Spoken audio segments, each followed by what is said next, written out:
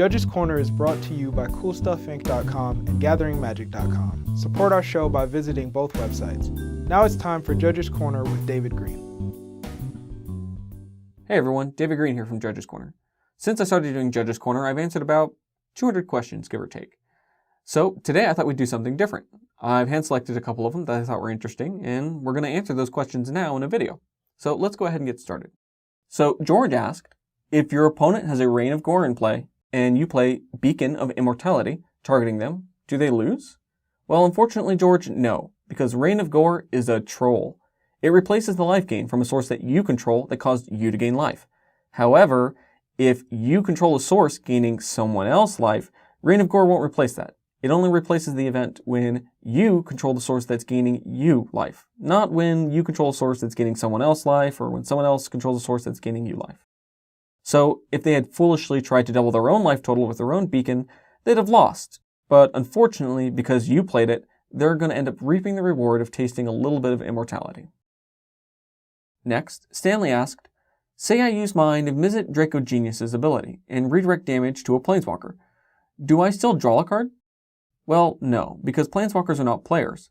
The damage is not actually being dealt to a player because it's being redirected via the Planeswalker damage redirection rule to one of their Planeswalker permanents, so the effect on the dragon will not trigger.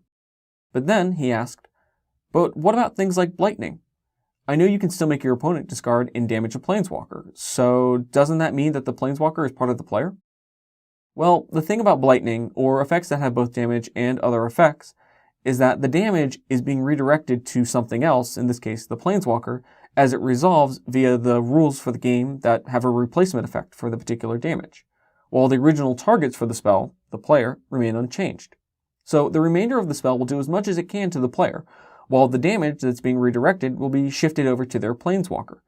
This particular decision is made as the spell starts to resolve. The next question by Quentin is, I was wondering if my Dawnbringer Charioteers loses Flying, Lifelink, and Heroic from a Viper's Kiss. Well, activated abilities are those that have a cost, a colon, and then some effect. Lifelink and Flying are continuous abilities that are just always on. And Heroic is just a triggered ability that triggers when the condition, being targeted by a spell you control, is met. Our next viewer, Mike, asks, in a free-for-all multiplayer game, if you control both Sanguine Bond and Exquisite Blood, and gain 1 life off of an Extort trigger, this will cause the 2 enchantments to trigger in tandem forever. But, because neither trigger is optional, does this mean that the game will end in a draw, despite players reaching 0 life? The game will not draw, because players lose for having 0 or less life when state-based actions for that are checked. State-based actions are things that clean up messes within the game, and they check all the time just before anyone would receive priority, and even check again if anything is affected by them before giving priority to a player. The triggers off of those enchantments, however, only go on and come off the stack after state-based actions are checked, independently of the stack. And then those triggers will cycle again, one by one, in between another round of state-based actions, and so on and so forth. Our final question from Christian is, I have a question about Spawnshire of Ulamog. With its 20 mana ability, you may cast any number of Eldrazi cards from outside the game without paying their mana cost. What does outside the game mean? Well, Christian, according to the rules, outside the game is only cards in your sideboard. This is where you'll find the phrase Wishboard, where some older decks would use their sideboard as a toolbox for cards like Living Wish, Cunning Wish, or Glittering Wish. However, for kitchen table magic amongst you and your casual friends doing your casual thing, outside the game can mean anything not in the 8 zones of the game. Keep in mind that there once was a sideboard rule for Commander, but it has since been discontinued, primarily due to Wishboard abuse.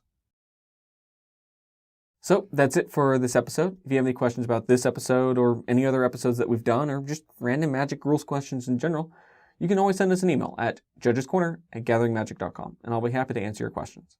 Until next time, make sure to shuffle thoroughly, play at a reasonable pace, and remember, it's judgescorner@gatheringmagic.com.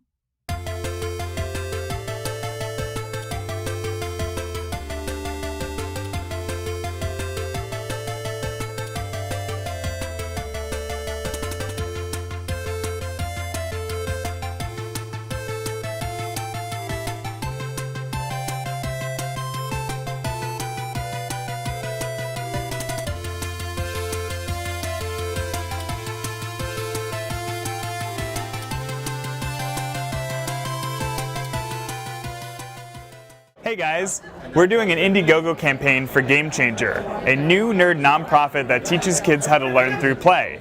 This YouTube channel was kind enough to share this with you. You can learn more by going to our page or spreading the word. Thank you for your support.